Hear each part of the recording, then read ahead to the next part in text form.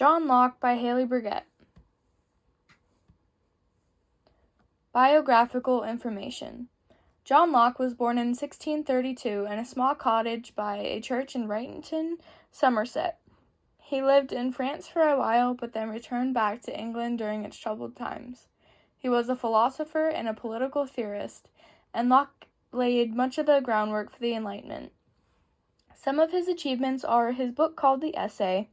He is looked at as the modern philosophical empiricism, and he developed the labor theory of property, and he influenced the Declaration of Independence. Key ideas that reflect Enlightenment thinking. He believed that all men are equal and can all be reasonable and moral.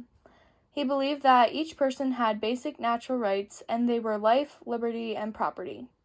He also talked about the condition of the government in one of his famous books called On Civil Government, which talked about the right to take natural goods from public spaces was a right as long as nobody owned the land and as long as there was enough goods, they could do it.